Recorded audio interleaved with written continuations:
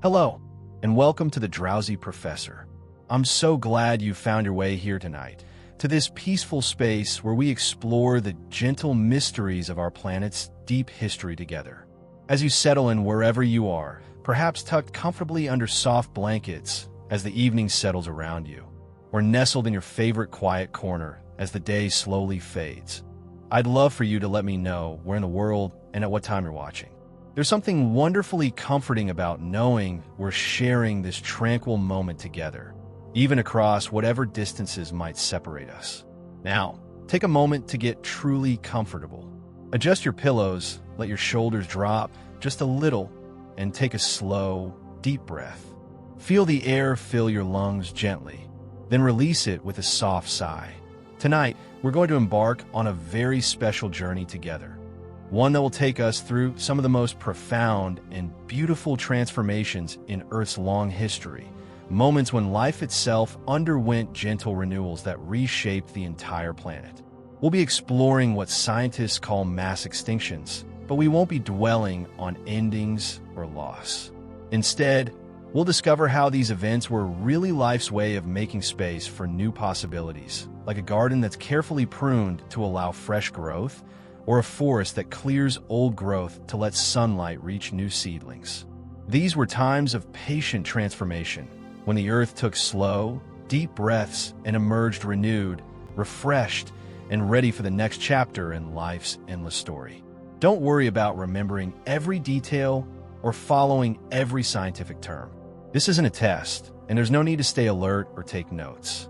Instead, think of this as a gentle drift through deep time, where you can let the words wash over you like soft waves, carrying you toward rest while painting pictures of a planet that knows how to renew itself with infinite patience and grace.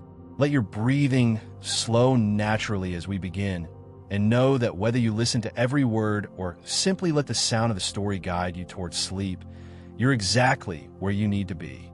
Imagine, if you will, that you could step outside the hurried pace of everyday life and into a place where time moves with the patience of mountains growing and oceans shifting their boundaries. In this place, what seems like an ending is really a beginning. What appears to be loss is actually the making of space for something new and wonderful to emerge. This is the realm of deep geological time, where the Earth practices its ancient art of renewal, periodically refreshing the canvas of life to allow for new masterpieces to be painted across the continents and oceans.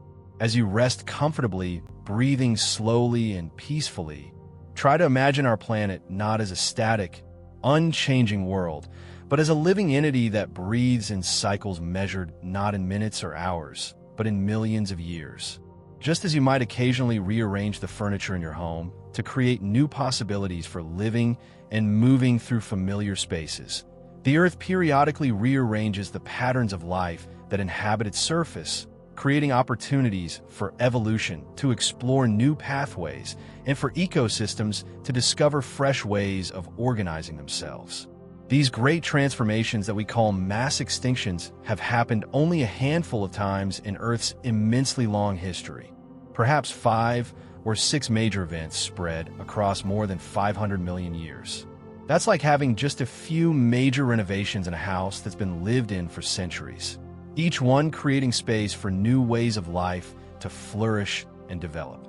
The rarity of these events speaks to their significance, but also to the gentle, patient way they unfold across time frames so vast that they dwarf human experience. Think of mass extinctions not as sudden catastrophes, but as slow seasons of change that might last hundreds of thousands or even millions of years. They're like extended autumns in the history of life, times when old forms gradually fade away like leaves changing color and drifting peacefully to the ground, creating rich soil in which new forms of life can take root and grow. The pace of these changes is so gentle that, from the perspective of any individual organism living through them, life continues much as it always has, with each generation adapting gradually to slowly shifting conditions. The word extinction itself might conjure images of sudden endings, but in the context of deep time, extinction is really just another word for transformation. When we say that a species goes extinct, we're not describing a violent ending, but rather the peaceful completion of that species' particular chapter in the ongoing story of life. Some chapters are longer, some shorter, but each one contributes something valuable to the greater narrative that connects all living things across the vast span of Earth's history. As you continue to breathe slowly and deeply, letting your body settle more completely into the comfortable embrace of rest, consider how natural and necessary change is in your own life. Just as you've grown and changed from childhood to adulthood, leaving behind old ways of being to make room for new understanding and new capabilities, life on Earth grows and changes across geological time, leaving behind old forms to make room for new possibilities that couldn't have emerged any other way. The beauty of mass extinction events lies not in what they take away, but in what they make possible. Each of these great transformations has opened doors to evolutionary innovations that might never have emerged otherwise. The extinction of dominant groups creates ecological niches, spaces in the web of life, that can be filled by previously small or marginal groups, giving them the opportunity to flourish and diversify in ways that would have been impossible when those spaces were already occupied. Picture, for a moment, a forest where ancient, towering trees have grown so large and created such dense canopy that very little sunlight reaches the forest floor.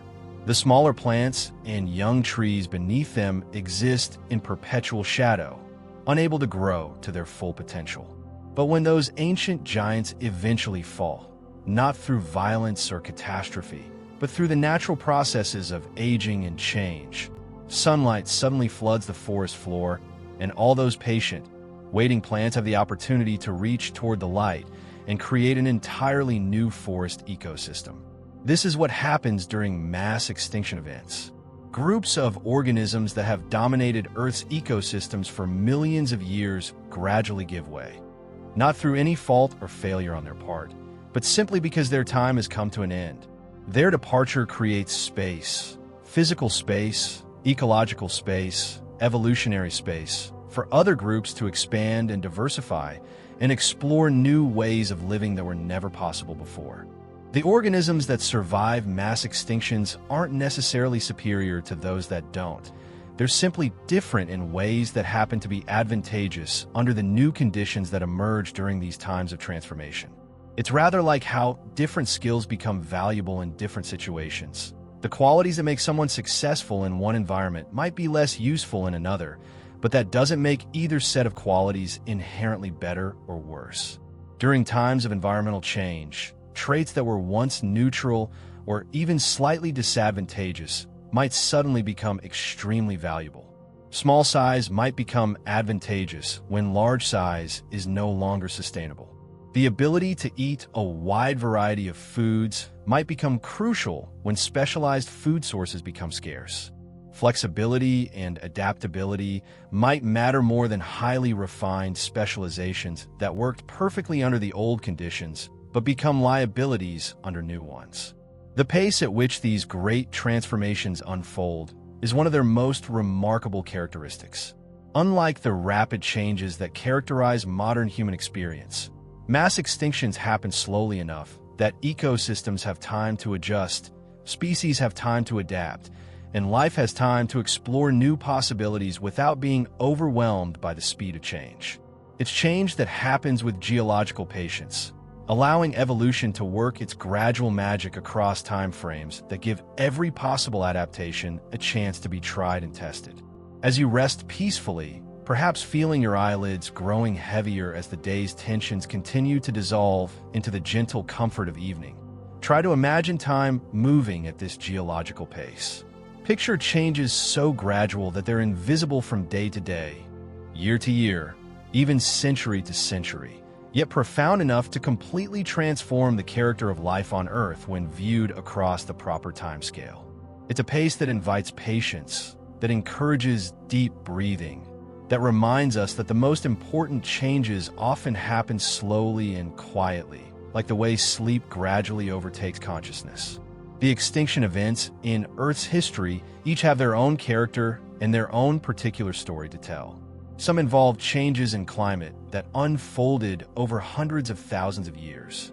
Others were driven by shifts in ocean chemistry that happened so gradually that marine organisms had time to migrate to new habitats or evolve new physiological adaptations.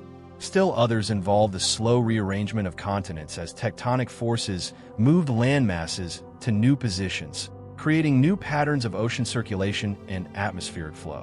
What unites all of these events is their fundamental role as agents of renewal rather than destruction.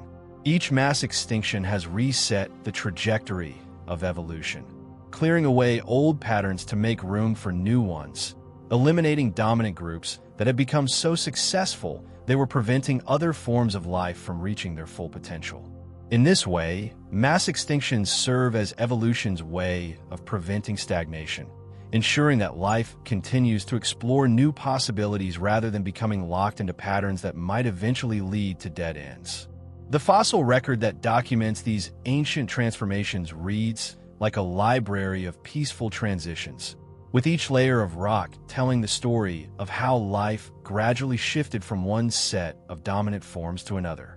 There are no chapters of sudden violence or catastrophic collapse, but rather gentle narratives of change and adaptation that unfold across millions of years.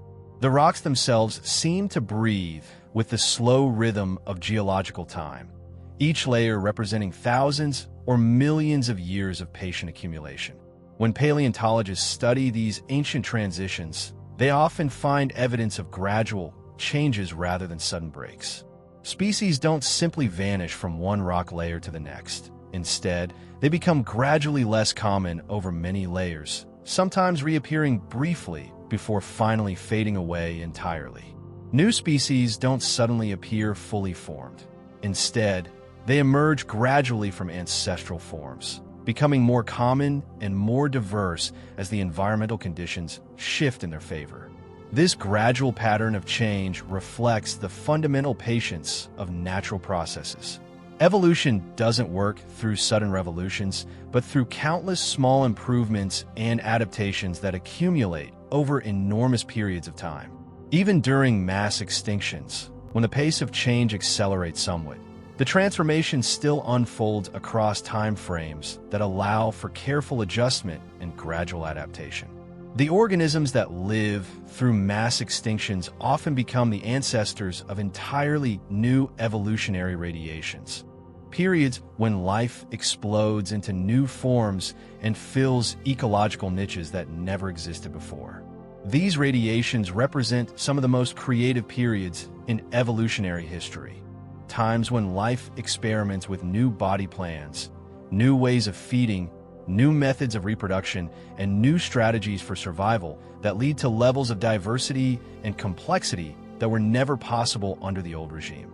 As you breathe slowly and peacefully, letting the gentle rhythm of your breathing carry you deeper into relaxation, you might find it comforting to think about the way these ancient patterns of renewal continue to operate in the natural world around you.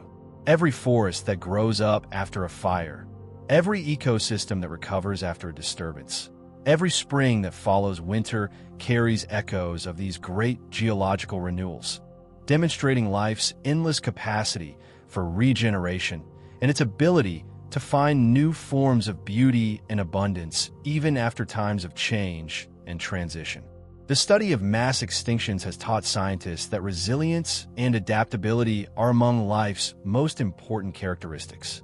The species that survive these great transformations aren't necessarily the strongest or the most specialized, but often the most flexible, those that can adjust their behavior, modify their physiology, or shift their ecological strategies when circumstances require it. This flexibility is itself a kind of wisdom, an evolutionary understanding that change is inevitable and that survival depends not on resistance to change, but on the ability to flow with it. In our own lives, we can find comfort and inspiration in these ancient lessons about renewal and transformation. Just as the Earth has repeatedly demonstrated its ability to create new forms of abundance and beauty after periods of change, we too can trust in our own capacity for renewal and growth. The same principles that allow life to flourish after mass extinctions, patience, flexibility, and openness to new possibilities, can guide us through our own periods of transition and change. The mass extinctions in Earth's history remind us that endings and beginnings are often the same event viewed from different perspectives. What looks like loss from one viewpoint might be the creation of opportunity from another. What seems like an ending might actually be a clearing away of old patterns to make room for new forms of abundance that couldn't have emerged any other way. As you settle more deeply into the peaceful embrace of evening, surrounded by the quiet sounds of the world preparing for rest, you can take comfort in knowing that you are part of this ancient story of renewal and transformation. The atoms that make up your body were forged in the hearts of stars and have been part of countless forms of life throughout Earth's history. You carry within yourself the accumulated wisdom of billions of years of evolution, the inherited knowledge of countless generations of organisms that successfully navigated their own periods of change and transformation.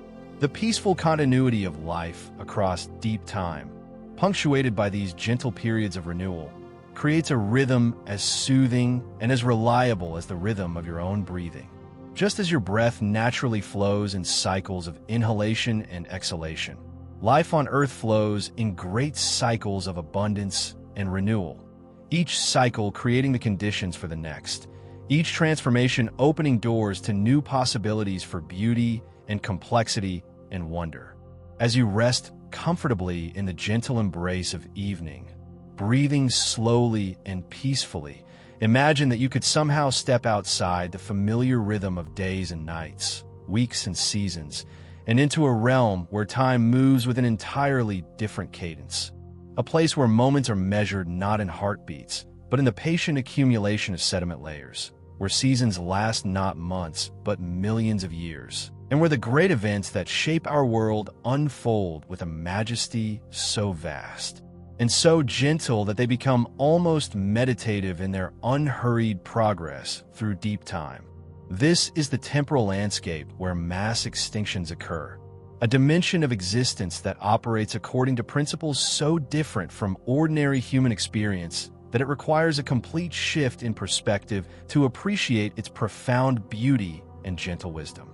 In this realm, what we call catastrophic change is really just the natural breathing of a planet that has been practicing the art of renewal for more than 4 billion years. Each exhalation creating space for new forms of life to emerge, each inhalation drawing those new forms into the great web of existence that connects all living things across the vast span of Earth's history. To understand how mass extinctions work as agents of renewal rather than destruction, you first need to develop a feeling for the immense timescales on which they operate. These are not events that happen quickly by any standard that human consciousness can easily grasp. They unfold across hundreds of thousands or millions of years, which means that from the perspective of any individual organism living through them, the changes are so gradual as to be virtually imperceptible. It's rather like trying to notice the way your hair grows or your fingernails lengthen. The change is real and continuous, but it happens so slowly that it requires a special kind of attention to perceive it. Consider for a moment what 1,000,000 years actually represents in terms of lived experience. If each human generation lasts roughly 25 years, then 1,000,000 years encompasses about 40,000 human generations. Try to imagine a story that continues for 40,000 chapters, each chapter representing the entire lifespan of a family lineage, each generation building on the experiences and adaptations of the ones that came before. This is the time frame within which the gentlest of mass extinctions unfold, creating changes so gradual that they allow evolution to work its patient magic across thousands of generations of adaptation and adjustment. The geological record that preserves evidence of these ancient transformations is itself a testament to the slow, steady rhythms of deep time. Each layer of sedimentary rock represents thousands or tens of thousands of years of gradual accumulation, as tiny particles of sand and silt and organic matter settled quietly to the bottom of ancient seas and lakes, building up deposits grain by grain, season by season, millennium by millennium. Reading this record is like reading a book written in a language of patience, where each page took thousands of years to write, and where the full story can only be understood by reading hundreds or thousands of pages in sequence. As you continue to breathe slowly and deeply, letting your body settle more completely into the restful rhythm of evening, try to imagine the profound peace that characterizes this geological timescale. Picture changes so gradual that they create no urgency, no stress, no sudden shocks to the systems they affect.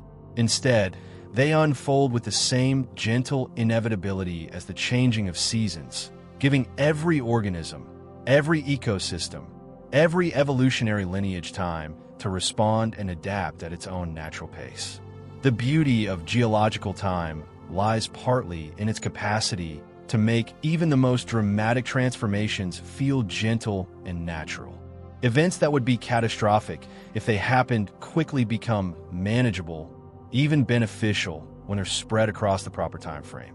It's rather like the difference between having someone suddenly rearrange all the furniture in your house while you're away versus having the changes happen so gradually that you hardly notice them occurring. Yet one day you realize that your living space has been completely transformed in ways that make it more beautiful and more functional than it was before. This principle of gradual transformation is fundamental to understanding how mass extinctions serve as agents of renewal. The environmental changes that drive these events, shifts in climate, alterations in ocean chemistry, movements of continents, variations in sea level, all happen slowly enough that life has time to respond through the natural processes of adaptation, migration, and evolution. Rather than overwhelming biological systems, these changes provide evolutionary pressure that guides life toward new forms and new strategies that are better suited to the emerging conditions.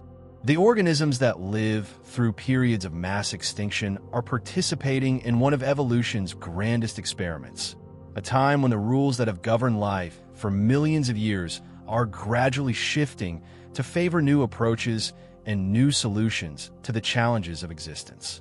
These are periods of heightened creativity in the evolutionary process, times when natural selection explores new possibilities and when genetic variation that might have been neutral or even slightly disadvantageous under the old conditions suddenly becomes the key to survival and success under the new regime. Think of these periods as times when life gets to reinvent itself, when the constraints that have limited evolutionary exploration for millions of years are gradually relaxed, creating space for innovations that couldn't have emerged while the old patterns remained dominant. It's similar to how a garden might benefit from periodic renovation, when old plants that have grown too large and dominant are gradually removed to make room for new varieties that can bring fresh colors, textures, and fragrances to the landscape. The pacing of mass extinctions reflects the fundamental wisdom of natural processes, which seem to understand intuitively that lasting change requires time for adjustment and integration. Unlike human-engineered changes, which often happen too quickly for natural systems to accommodate, geological changes unfold at speeds that allow ecosystems to maintain their essential functions while gradually adapting to new conditions. This natural pacing ensures that the transitions are sustainable and that the new patterns that emerge are stable and well integrated with the planetary systems that support them. As you rest peacefully, perhaps feeling your thoughts beginning to slow and drift like leaves floating gently on a quiet stream, you might find it comforting to contemplate the patient wisdom of these geological rhythms. There's something deeply reassuring about processes that operate with such unhurried confidence, such natural understanding of the proper pace for lasting transformation. These rhythms suggest that the universe itself knows how to change gracefully, how to grow and evolve and renew itself without violence or upheaval. The geological timescale also reveals the profound stability that underlies apparent change. While individual species and ecosystems come and go across these vast time frames, the fundamental processes that support life, photosynthesis, respiration, decomposition, nutrient cycling, continue unchanged across hundreds of millions of years.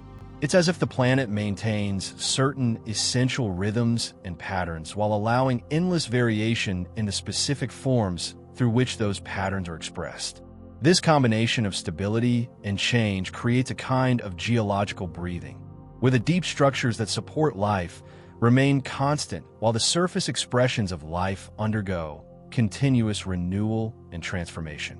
During mass extinctions, this breathing becomes more pronounced, with longer, deeper cycles that clear away accumulated patterns to make room for fresh expressions of life's endless creativity.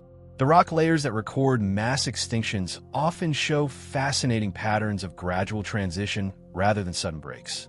Species that were once abundant gradually become rarer, sometimes persisting in reduced numbers for thousands of generations before finally disappearing entirely. New species don't appear suddenly, but emerge gradually from existing lineages, becoming more common and more diverse as conditions shift in their favor. These patterns reflect the gentle, organic nature of the transformation process, showing how life flows like water around obstacles, finding new pathways when old ones become blocked. The study of these ancient transitions has revealed that resilience and adaptability are more important for long-term survival than any particular specialized adaptation. The species that persist through mass extinctions tend to be those that maintain flexibility in their diet, behavior, and habitat preferences, rather than those that have become highly specialized for specific conditions. This suggests that evolution favors a kind of openness and responsiveness to change, rather than rigid adherence to particular strategies that might work well under stable conditions, but become liabilities when conditions shift. The geographical patterns associated with mass extinctions also reflect their gentle, gradual nature. Rather than affecting all regions equally and simultaneously, these events typically begin in particular areas and spread slowly across the globe, creating a mosaic of different conditions and different timing that allows some refugia, safe havens where life can persist relatively unchanged while transformation occurs elsewhere. These refugia serve as seed banks for recovery, preserving genetic diversity and ecological knowledge that becomes invaluable when conditions stabilize and expansion becomes possible again. The ocean systems that have been the setting for many mass extinctions demonstrate particularly clearly how gradual environmental change can lead to profound biological transformation. Changes in ocean temperature, chemistry, and circulation patterns typically happen slowly enough that marine organisms can track suitable conditions by migrating to different depths or different regions. Those that can't migrate have time to evolve physiological adaptations that allow them to cope with the new conditions. The result is often a complete reorganization of marine ecosystems that happens so gradually that it maintains ecological function throughout the transition. Terrestrial ecosystems show similar patterns of gradual adaptation during periods of environmental change. As climates shift and new landscapes emerge, plant communities migrate across the changing terrain, following the conditions to which they're adapted. Animal communities follow the plants, and entire ecosystems gradually relocate to new geographic areas while maintaining their essential structure and function. It's like watching a vast, slow-motion dance where every participant knows the steps and moves gracefully to maintain harmony, even as the music gradually changes. The atmospheric changes that sometimes accompany mass extinctions also unfold with geological patience, typically taking hundreds of thousands or millions of years to reach their full expression. These gradual shifts in atmospheric composition create evolutionary pressure that guides life toward new forms and new strategies. But the pressure is applied gently enough that adaptation can keep pace with environmental change. The result is often the emergence of entirely new ways of living that are better suited to the new atmospheric conditions. As you breathe slowly and peacefully, letting the gentle rhythm of your breathing carry you deeper into relaxation, you might imagine yourself floating in this vast ocean of geological time, where every moment is connected to every other moment in an endless flow of gradual transformation and renewal. In this temporal realm, there is no urgency, no deadline, no pressure to change faster than feels natural and sustainable. Instead, there's only the patient unfolding of possibilities, the gentle exploration of new ways of being, the quiet confidence that comes from participating in processes that have been working successfully for billions of years. The wisdom embedded in geological time suggests that lasting transformation happens not through force or speed, but through patience and persistence and the willingness to allow change to unfold at its own natural pace. This is a wisdom that applies not just to geological processes, but to every aspect of existence, reminding us that the most profound changes often happen slowly and quietly, like the way sleep gradually overtakes consciousness or the way understanding gradually emerges from confusion. The mass extinctions in Earth's history serve as master classes in the art of gentle transformation, demonstrating how even the most fundamental changes can unfold in ways that preserve continuity while enabling renewal. They show us that endings and beginnings are often the same process viewed from different perspectives, and that what looks like loss from one viewpoint might be the creation of unprecedented opportunity from another. In the quiet depths of geological time, surrounded by the patient rhythms of planetary change, mass extinctions reveal themselves not as violent disruptions, but as natural expressions of the Earth's ongoing commitment to renewal and growth. They are part of the planet's way of breathing, part of its method for ensuring that life continues to explore new possibilities rather than becoming trapped in patterns that might eventually lead to stagnation or dead ends. As you rest comfortably in the gentle embrace of evening, breathing slowly and peacefully, imagine that you could drift back through time to witness one of Earth's earliest lessons in the art of gentle transformation. Picture yourself floating in the warm, shallow seas that covered much of our planet around 445 million years ago, during a period that geologists call the late Ordovician. These ancient waters were teeming with life forms so beautiful and so alien to our modern experience that they seem like creatures from a dream. Trilobites with compound eyes like living jewels, sea lilies swaying in underwater forests, nautiloids gliding through crystal-clear waters with the grace of underwater ballet dancers.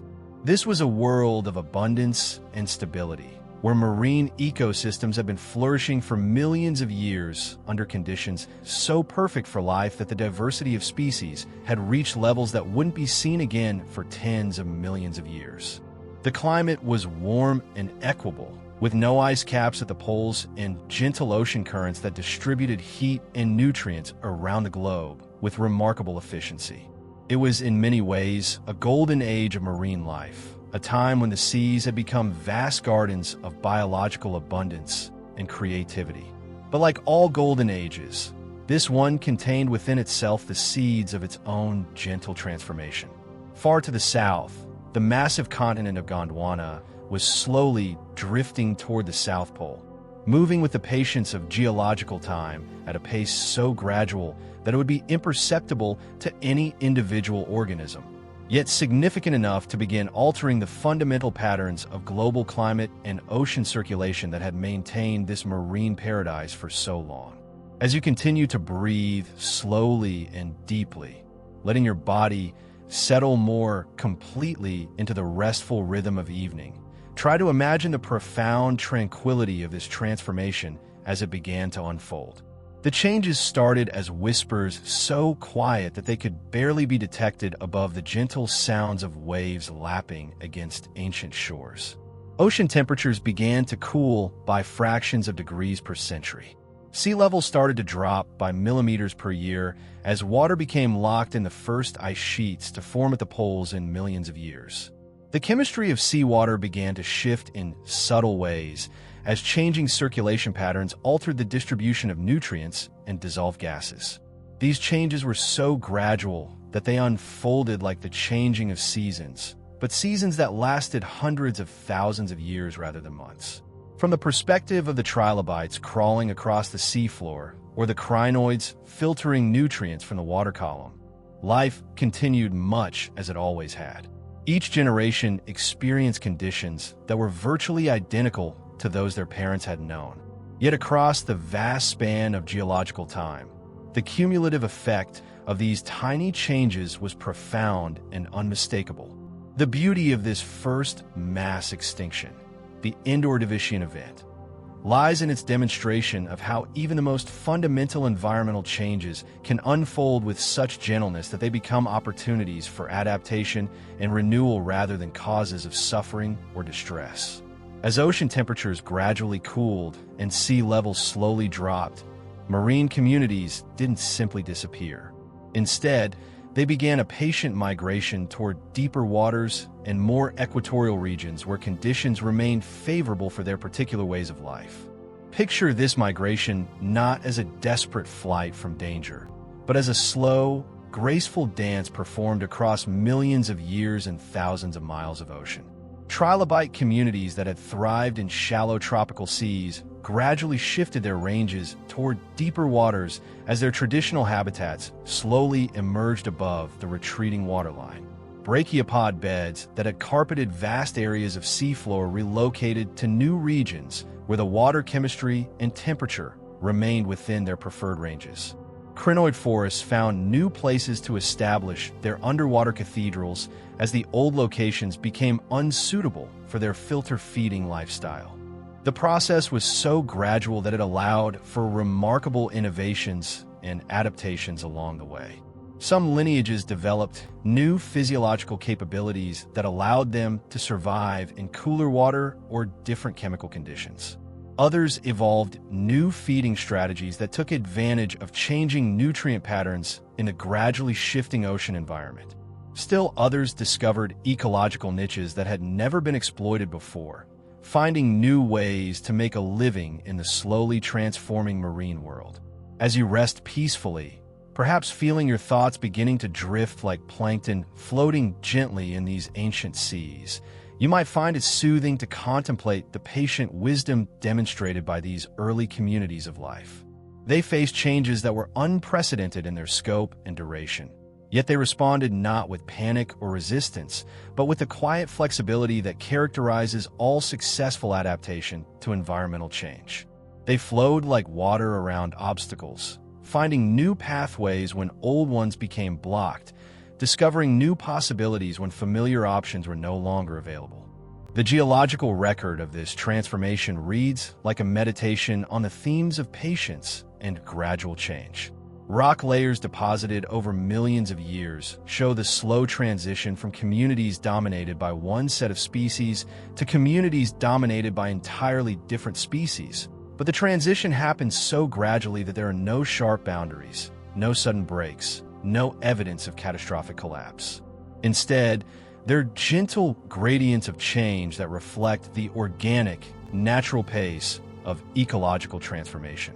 The marine communities that survived this period of cooling and sea level change emerged from it transformed, but not traumatized, adapted to new conditions, but still recognizably connected to their ancestral forms.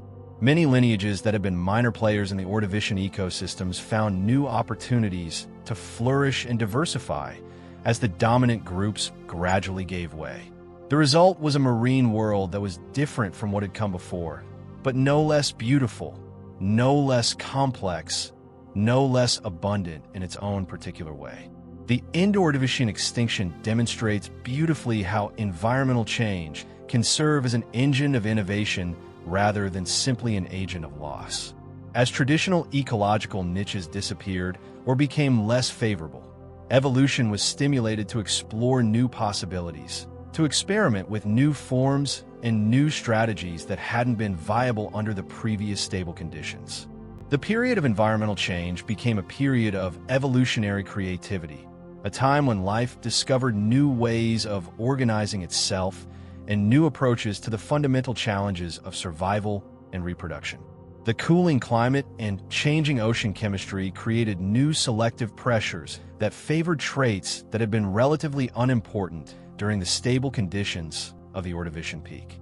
Physiological flexibility became more valuable than specialized adaptation to specific conditions. The ability to tolerate variable temperatures and changing water chemistry became more important than perfect adaptation to stable environments. Behavioral flexibility and the capacity to exploit new food sources became advantages that could mean the difference between survival and extinction. These new selective pressures didn't eliminate life. They guided it toward new forms that were better suited to the emerging conditions. The organisms that thrived during and after the End-Ordovician extinction weren't necessarily superior to those that didn't survive. They were simply different in ways that happened to be advantageous under the new environmental regime. This demonstrates one of the most important principles of evolutionary biology: that fitness is always relative to specific environmental conditions, and that changes in environment can completely alter which traits are advantageous and which are not. The geographic patterns of extinction and survival during this period also reflect the gentle, gradual nature of the transformation. Different regions experience the effects of climate change at different times and to different degrees, creating a complex mosaic of environmental conditions that allowed some refugia to persist while changes occurred elsewhere. These refugia served as evolutionary laboratories where lineages could adapt to changing conditions and as seed banks from which recovery could eventually spread to regions that had been more severely affected. The ocean basins that served as the primary theaters for this transformation demonstrate particularly clearly how marine ecosystems can reorganize themselves in response to gradual environmental change. As shallow epicontinental seas drained and ocean circulation patterns shifted, marine communities tracked suitable conditions by migrating vertically through the water column and horizontally across ocean basins. The three-dimensional nature of marine habitats provided multiple pathways for adaptation and survival that wouldn't have been available in purely terrestrial environments. The chemical changes in seawater that accompanied the End-Ordovician cooling created new challenges, but also new opportunities for marine organisms. As the concentrations of dissolved oxygen, carbon dioxide, and various nutrients shifted in response to changing circulation patterns and biological activity, some organisms found their traditional physiological strategies less effective, while others discovered that they were suddenly better suited to the new chemical environment than they had been to the old one. As you breathe slowly and peacefully, letting the gentle rhythm of your breathing carry you deeper into relaxation, you might imagine the profound sense of renewal that characterized the marine world as it emerged from this period of gradual transformation. The seas that had once been dominated by Ordovician communities were now inhabited by new assemblages of organisms that had learned to thrive under different conditions, creating marine ecosystems that were both familiar and entirely novel. The recovery period that followed the End-Ordovician extinction demonstrates life's remarkable capacity for regeneration and renewal. As environmental conditions stabilized in their new configuration, the surviving lineages began to diversify and expand, filling the ecological niches that had been vacated during the transformation and discovering entirely new ways of making a living in the altered marine environment. This recovery wasn't simply a return to previous conditions. It was an exploration of new possibilities that had been created by the environmental changes. The innovation and diversification that occurred during this recovery period laid the foundation for many of the marine ecosystems that would dominate the seas for millions of years to come. Lineages that had survived the End-Ordovician transformation became the ancestors of entirely new evolutionary radiations, giving rise to forms of life that were more diverse and more complex than anything that had existed during the Ordovician Golden Age. The End-Ordovician extinction thus reveals itself not as an ending, but as a beginning, not as a loss, but as a making of space for new possibilities, not as a failure of life, but as a demonstration of life's endless capacity for renewal and reinvention. It shows us that even the most fundamental changes in environmental conditions can be navigated successfully when they unfold with sufficient patience, and when life is given the time it needs to adapt and adjust through the natural processes of evolution and ecological reorganization. In the gentle transformation of the Ordovician seas, we can see a template for understanding all of Earth's great renewals, a demonstration of the principles that govern how life responds to environmental change when that change happens at nature's own patient pace. It reminds us that transformation and renewal are natural processes that can unfold with grace and beauty when they're given the time and space they need to proceed according to their own organic rhythms. As you rest comfortably in the gentle embrace of evening, breathing slowly and peacefully, imagine that you could drift forward through the vast corridors of geological time to witness another of Earth's patient transformations. This one unfolding during a period when our planet was learning how to create entirely new kinds of landscapes and entirely new possibilities for life to explore. Picture yourself in the late Devonian period, roughly 375 million years ago, when the world was caught in the beautiful transition between an ancient phase dominated by marine life and a new phase where terrestrial ecosystems would finally come into their own. This was a time when the continents were just beginning to be clothed in green, when the first forests were spreading their canopies across landscapes that had been barren rock and soil for most of Earth's history.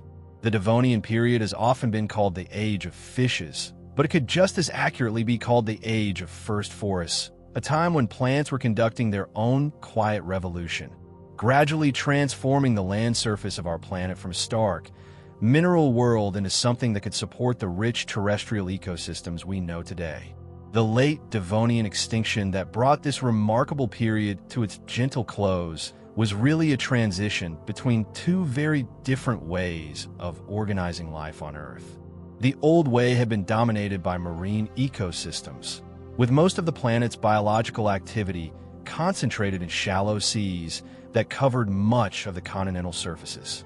The new way would be increasingly dominated by terrestrial ecosystems, with vast forests and complex food webs that existed entirely on dry land, supported by the patient innovations of plants that had learned to extract water and nutrients from soil rather than directly from surrounding water. As you continue to breathe slowly and deeply, letting your body settle more completely into the restful rhythm of evening, try to imagine the profound tranquility of this transformation as it unfolded over millions of years. The changes began in the terrestrial realm, where the first trees were gradually growing taller and developing more complex root systems that could penetrate deeper into the soil, extracting nutrients and minerals that had been locked away in rock for millions of years. These early forests were unlike anything that exists today, dominated by tree-like plants with strange names like Archaeopteris and Watiza, creating woodland landscapes that would seem both familiar and utterly alien to modern eyes. The beauty of the late Devonian transformation lay in the way these expanding forests began to alter the fundamental chemistry of both the land and sea. As plants spread across the continents, their roots broke down rock and released minerals into streams and rivers that eventually flowed into the oceans. This increased flow of nutrients created new conditions in marine environments, sometimes enriching them beyond what existing ecosystems could easily accommodate, leading to changes in ocean chemistry that unfolded with characteristic geological patience. Picture the process as a slow-motion conversation between land and sea, where every innovation in terrestrial ecosystems sent chemical messages to marine environments, and where the responses of marine ecosystems in turn influenced the continued development of life on land. The first forests were not just collections of trees. They were geological forces that were actively reshaping the planet's surface, creating soil where none had existed before, establishing new patterns of erosion and sedimentation, altering the composition of water that flowed from the continents to the seas. The atmospheric changes that accompanied this terrestrial revolution were equally gradual and equally profound. As forests spread across the land, photosynthesis by terrestrial plants began to remove carbon dioxide from the atmosphere at unprecedented rates, causing global temperatures to cool and atmospheric composition to shift in ways that hadn't been experienced since the earliest periods of Earth's history. These changes unfolded slowly enough that they created evolutionary opportunities rather than environmental crises, giving both marine and terrestrial organisms time to adapt to the new conditions. The marine communities that had dominated earlier Devonian seas found themselves living in gradually changing environments as increased nutrient runoff from the newly forested continents altered ocean chemistry and circulation patterns. Some marine ecosystems thrived under these new conditions, experiencing periods of abundant growth and productivity. Others found the changing chemistry challenging and began the slow process of migration to regions where conditions remained more favorable to their particular physiological requirements. As you rest peacefully, perhaps feeling your thoughts beginning to drift like seeds floating gently on forest breezes, you might find it comforting to contemplate the patient wisdom demonstrated by these ancient ecosystems as they navigated unprecedented environmental changes. The transition from a primarily marine world to one increasingly dominated by terrestrial ecosystems required innovations and adaptations that had never been attempted before in Earth's history. Yet the process unfolded with such grace that it created new forms of abundance rather than widespread ecological collapse. The geological record of the late Devonian shows fascinating evidence of this gradual transition between different organizational principles for life on Earth. Rock layers deposited in marine environments show the slow replacement of communities dominated by traditional marine organisms with communities that included increasing numbers of species adapted to the nutrient-rich but chemically variable conditions created by terrestrial runoff. Meanwhile, terrestrial sediments show the gradual development of increasingly complex plant communities and the first appearance of sophisticated terrestrial food webs. The innovations that emerged during this period laid the foundation for many of the ecological relationships that characterize modern terrestrial ecosystems. Plants developed new strategies for competing for light, leading to the evolution of increasingly tall trees and complex forest canopies. They also developed new approaches to nutrient cycling, creating the first forest soils and establishing the chemical partnerships with fungi and bacteria that would become essential to terrestrial ecosystem function. The animal communities that began to colonize these new terrestrial environments showed remarkable creativity in discovering new ways to make a living on dry land. Early amphibians developed the physiological capabilities needed to survive both in water and on land, becoming the first vertebrates to successfully exploit terrestrial food webs. Arthropods evolved new forms adapted to life in forest litter and soil, creating the foundation for the complex decomposer communities that became essential to nutrient cycling in terrestrial ecosystems. The late Devonian extinction demonstrated how environmental change could serve as a catalyst for innovation rather than simply an agent of loss.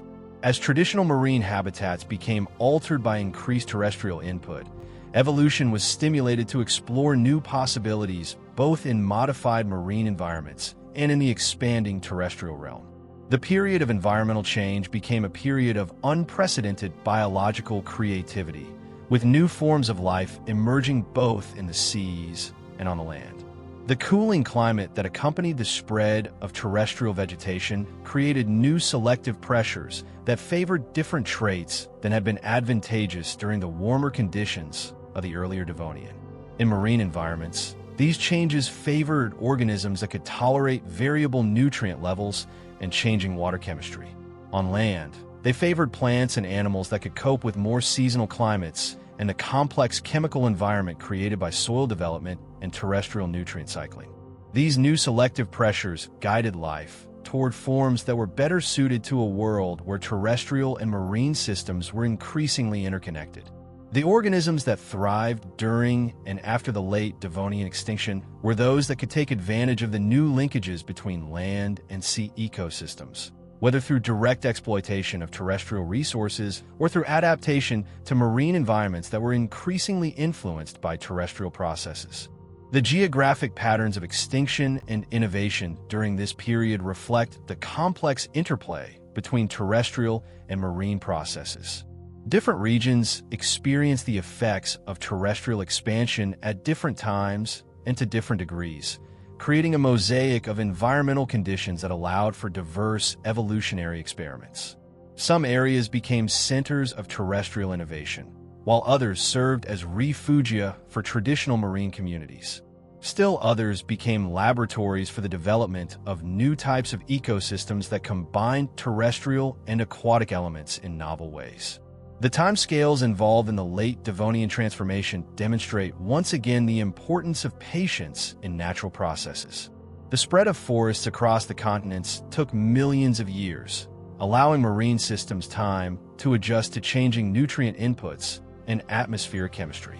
The evolution of complex terrestrial ecosystems required even longer timescales as plants and animals developed the physiological and behavioral innovations needed to thrive in environments that had never existed before in Earth's history. As you breathe slowly and peacefully, letting the gentle rhythm of your breathing carry you deeper into relaxation, you might imagine the profound sense of renewal that characterized both terrestrial and marine environments as they emerged from this period of gradual transformation. The world that existed after the late Devonian extinction was fundamentally different from what had come before, with terrestrial ecosystems playing a much more prominent role in global ecology and with marine systems that had been enriched and complexified by their increasing connections to the land. The recovery period that followed the late Devonian extinction was characterized by rapid diversification in both terrestrial and marine environments. On land, the basic forest ecosystems that had emerged during the Devonian began to develop increasing complexity, with new types of plants, new forms of terrestrial animals, and new approaches to nutrient cycling that would eventually give rise to the sophisticated terrestrial ecosystems of later geological periods. In marine environments, the communities that had survived the transition to a more terrestrially influenced world began to explore new possibilities created by the changed conditions. Some lineages developed new feeding strategies that took advantage of the increased organic matter flowing from terrestrial sources. Others evolved new physiological capabilities that allowed them to thrive in the more variable chemical conditions that characterized oceans influenced by terrestrial runoff. The late Devonian extinction thus reveals itself as a pivotal moment in Earth's history, a time when our planet made the transition from being primarily a marine world to being a world where terrestrial and marine systems work together in increasingly complex ways. It demonstrates how environmental change can create opportunities for entirely new forms of ecological organization, and how patient adaptation can lead to increases in complexity and diversity rather than simply to survival and preservation of existing patterns. The innovations that emerged during this period created the foundation for many of the ecological relationships that would characterize Earth's ecosystems for hundreds of millions of years to come. The development of complex terrestrial ecosystems opened up entirely new dimensions for evolutionary exploration, while the increasing interconnection between land and sea created new opportunities for ecological innovation in both realms. In the gentle transformation of the late Devonian world, we can see another beautiful example of how life uses environmental change as an opportunity for growth and innovation rather than simply as a challenge to be endured. It shows us how patience and adaptability can turn periods of transition into periods of unprecedented creativity, and how the apparent ending of one phase of Earth's history can become the beginning of something even more complex and beautiful than what came before. The late Devonian extinction reminds us that some of the most important transformations in Earth's history have involved not the replacement of one set of organisms with another, but the development of entirely new ways of organizing life on our planet.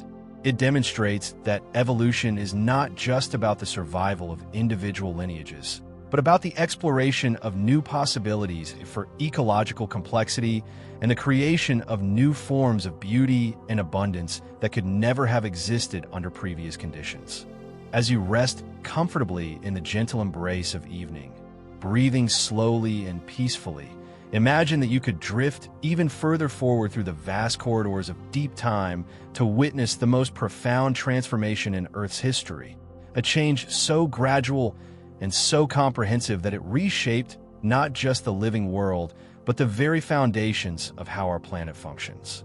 Picture yourself at the end of the Permian period, roughly 252 million years ago, when the ancient world that had existed for hundreds of millions of years was slowly giving way to something entirely new, something that would eventually become the modern Earth that we know today.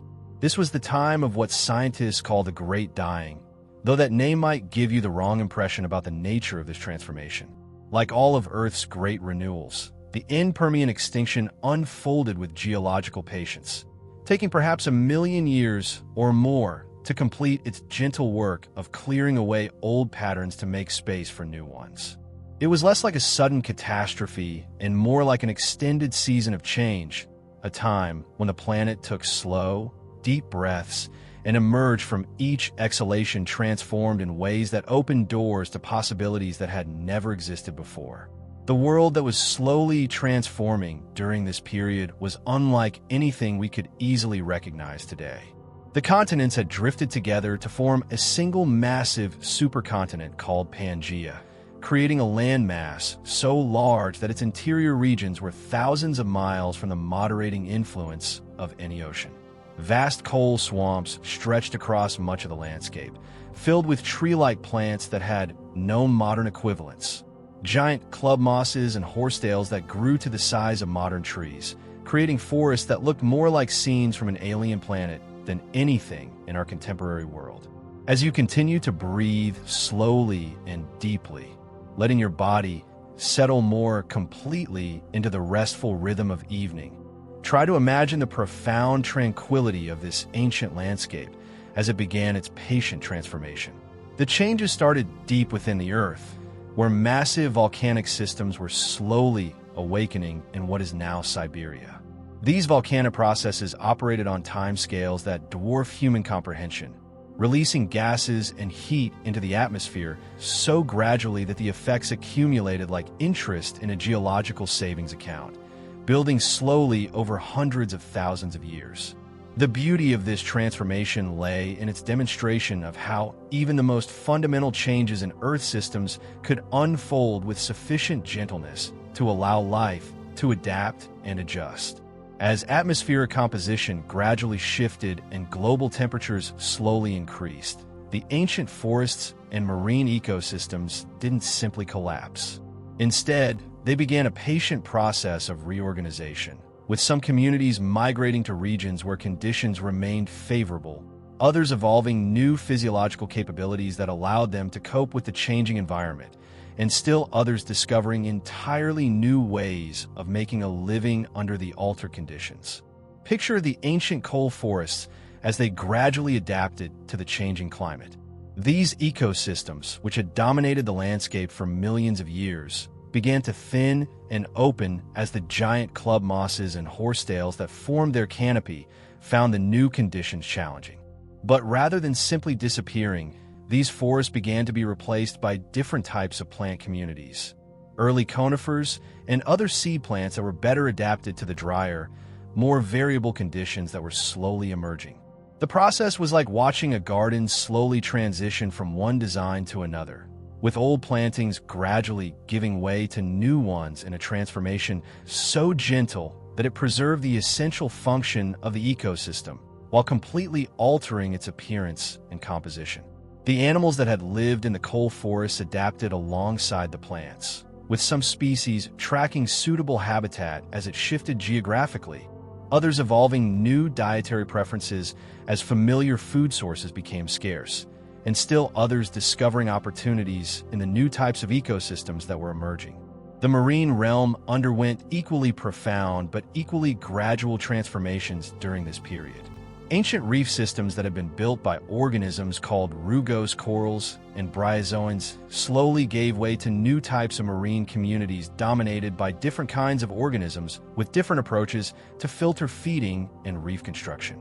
The chemistry of seawater gradually shifted as changing atmospheric conditions and increased volcanic activity altered the balance of dissolved gases and nutrients that supported marine life. As you rest peacefully, perhaps feeling your thoughts beginning to drift like spores floating gently through these ancient transforming forests, you might find it soothing to contemplate the patient wisdom demonstrated by these ecosystems as they navigated changes more profound than any they had experienced in their long evolutionary history. The End-Permian transformation required adaptations and innovations that pushed the boundaries of what life had achieved before. Yet the process unfolded with such grace that it created new forms of abundance and complexity rather than simple loss and destruction. The geological record of this period shows fascinating evidence of life's remarkable creativity under pressure. Rock layers deposited during the End-Permian transition contain fossils that tell stories of evolutionary innovation and ecological reorganization on an unprecedented scale. Traditional dominant groups gradually became less common, while previously minor lineages began to diversify and experiment with new forms and new strategies that would eventually give rise to many of the major groups of organisms that dominate modern ecosystems. The innovations that emerged during this period were particularly remarkable for their long-term significance. In the marine realm, new types of organisms developed more efficient methods of extracting calcium carbonate from seawater to build shells and skeletons, leading to the evolution of modern reef-building corals and many other groups that would become dominant in post-Paleozoic oceans.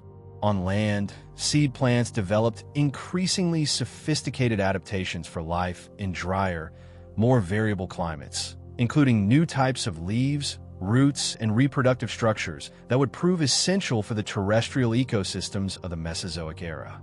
The animal communities that survived and thrived during this transformation also showed remarkable innovation. In marine environments, new types of predators evolved that were more efficient at hunting in the changed conditions, while new types of prey organisms developed more sophisticated defenses and escape strategies. On land, the ancestors of modern reptile groups began to develop the physiological innovations that would eventually allow them to become fully independent of aquatic environments for reproduction and survival. The End-Permian transformation demonstrates beautifully how environmental change can serve as a catalyst for evolutionary innovation on the grandest possible scale. As traditional ecological niches disappeared or became altered beyond recognition, evolution was stimulated to explore entirely new regions of possibility space, developing forms of life that were not just adapted to the new conditions, but actually better suited to them than anything that had existed under the previous environmental regime.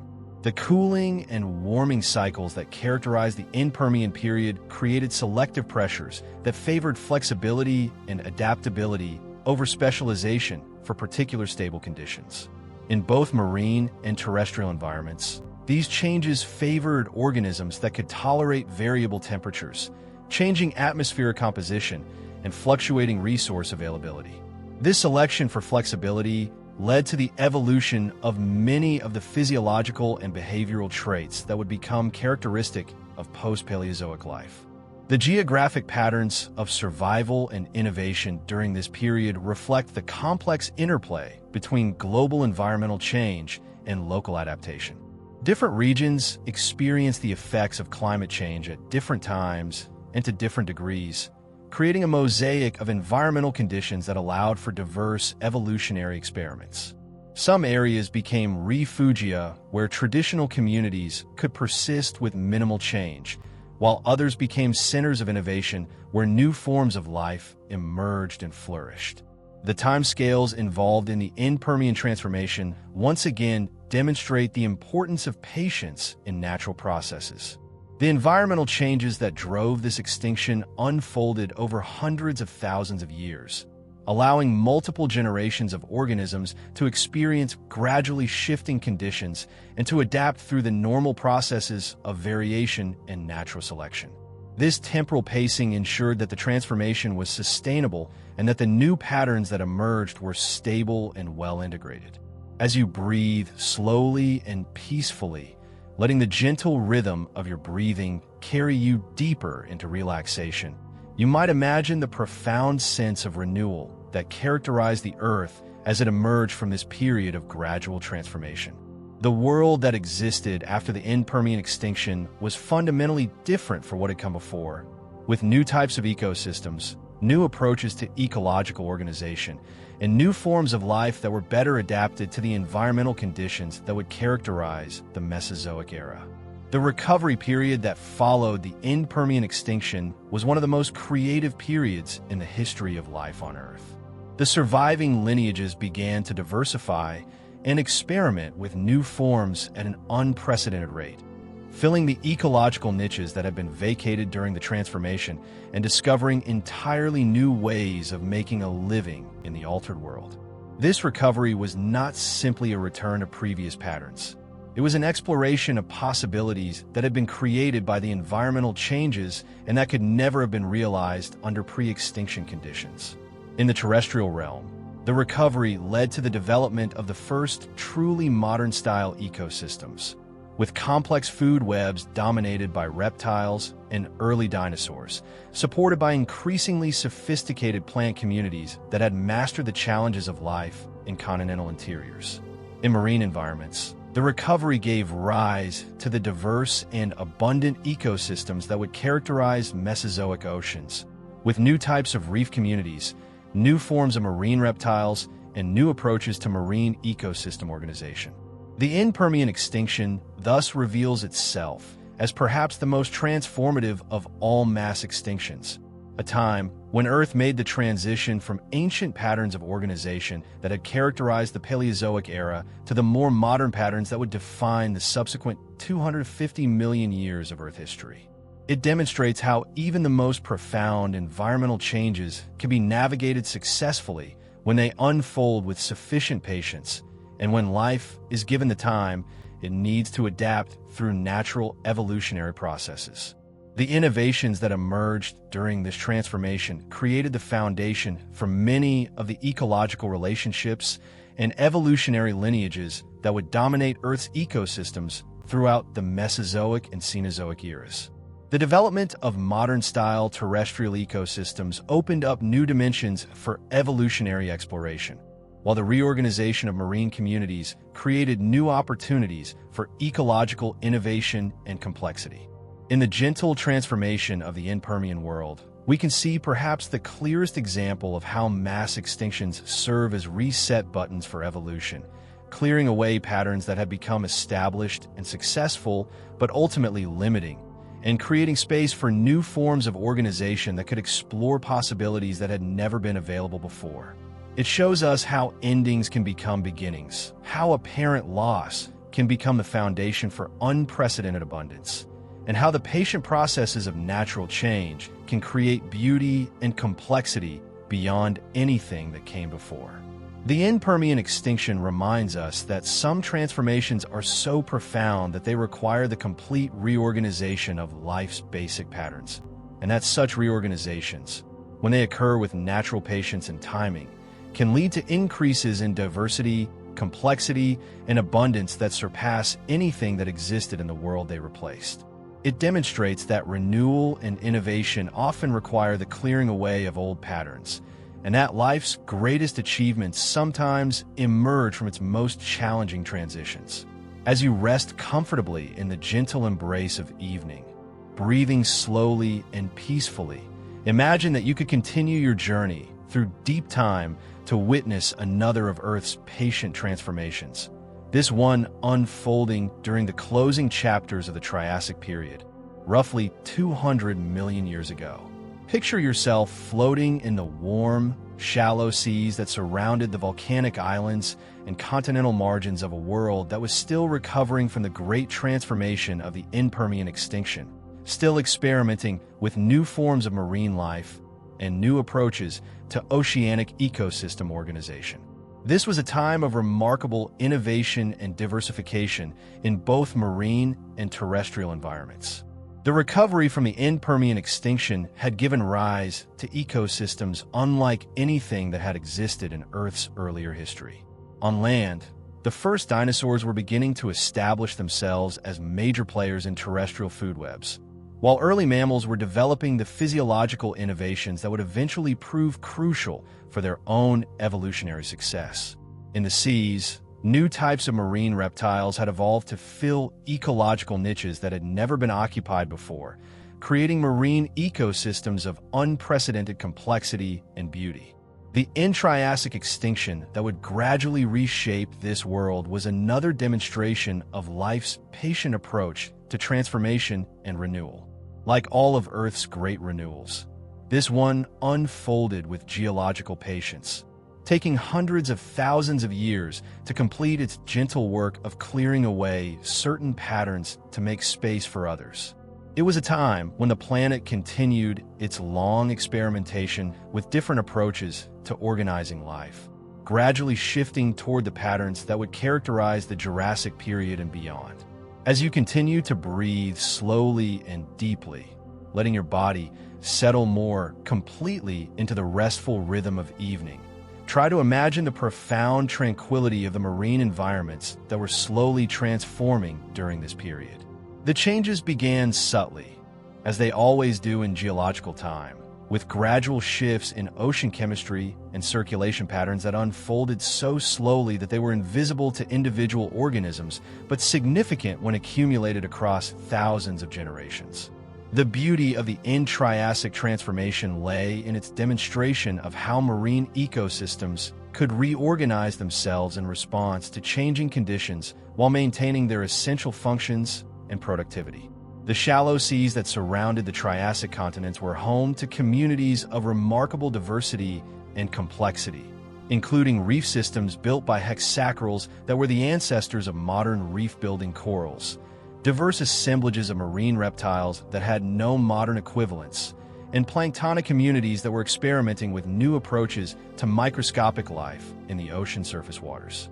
Picture these marine communities as they gradually adapted to the slowly changing conditions. The reef systems that had been built by early hexacorals began to show new patterns of growth and development as ocean chemistry shifted in response to increased volcanic activity and changing atmospheric composition. Rather than simply collapsing or disappearing, these reef communities began to evolve new architectural strategies and new approaches to extracting calcium carbonate from seawater, creating reef structures that were both similar to and different from their predecessors. The marine reptiles that had become such a spectacular component of Triassic marine ecosystems also demonstrated remarkable adaptability as conditions began to change. These creatures, which included early representatives of groups that would later give rise to plesiosaurs and ichthyosaurs, showed flexible responses to changing prey availability and shifting ocean circulation patterns.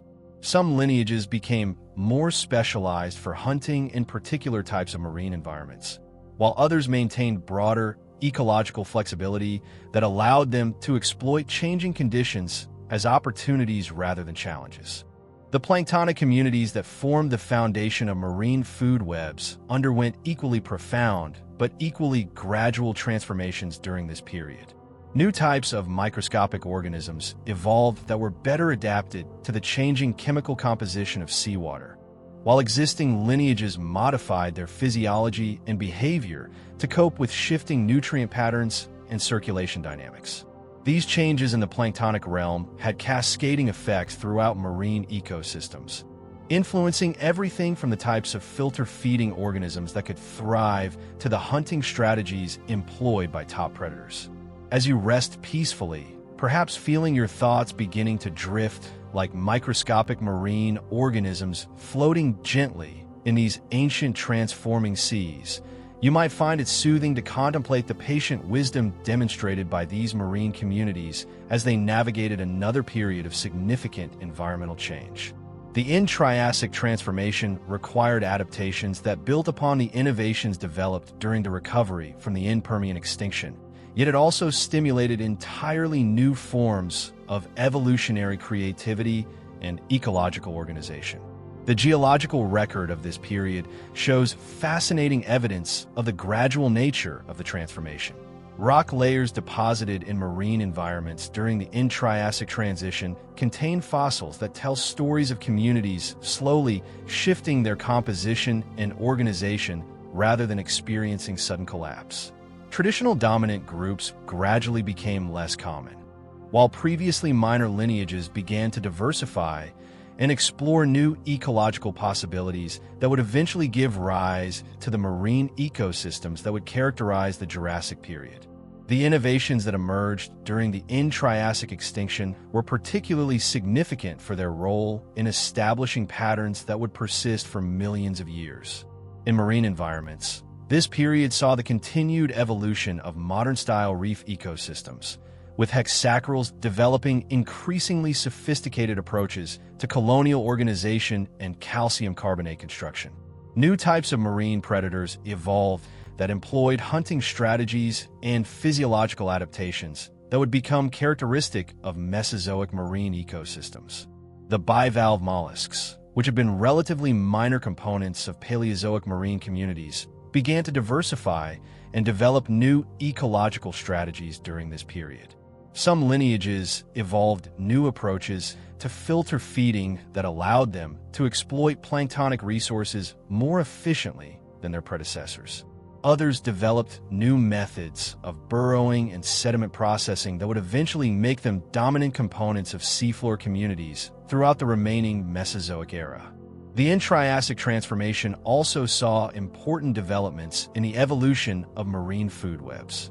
New types of predator-prey relationships emerged as marine reptiles continued to diversify, and as new forms of fish began to occupy ecological niches that had been vacant or poorly exploited in earlier marine ecosystems.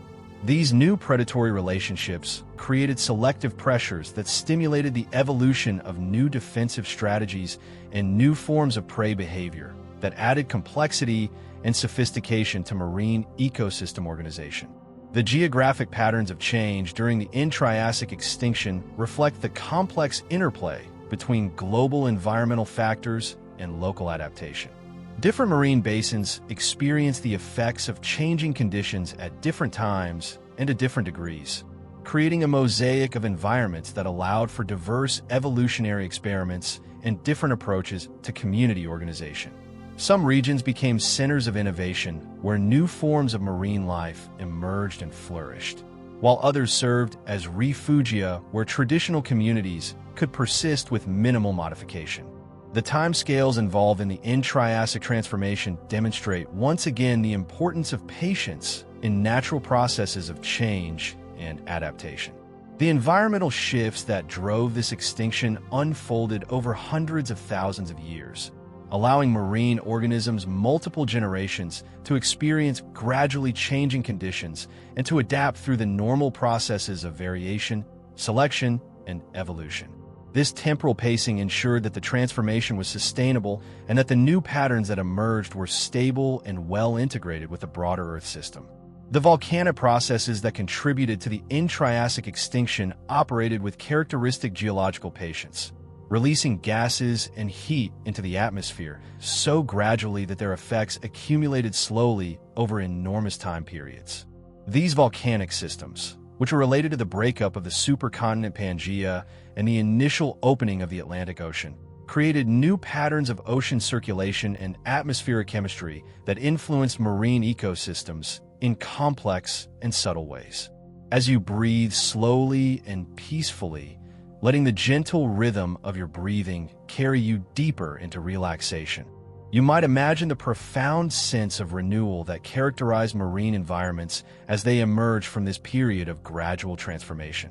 The seas that existed after the End-Triassic extinction were populated by communities that were both continuous with their Triassic predecessors and fundamentally different in their organization and composition. The recovery period that followed the End-Triassic extinction was characterized by rapid diversification and innovation in marine environments. The surviving lineages began to explore new ecological possibilities at an unprecedented rate, filling niches that had been vacated during the transformation and discovering entirely new ways of organizing marine communities. This recovery was not simply a return to pre-extinction patterns. It was an exploration of possibilities that had been created by the environmental changes and that represented genuine advances in marine ecosystem complexity and efficiency. In reef environments, the recovery led to the development of increasingly sophisticated coral communities that would eventually give rise to the spectacular reef ecosystems of the Jurassic and Cretaceous periods. These new reef communities employed more efficient methods of calcium carbonate construction and developed more complex ecological relationships between different species that increased both the stability and productivity of reef ecosystems. The marine reptile communities that emerged during the recovery period showed remarkable diversity and ecological sophistication. New lineages evolved that were specialized for different types of marine hunting and different approaches to aquatic life, creating marine ecosystems with levels of top predator diversity that had never been achieved in earlier periods of Earth history.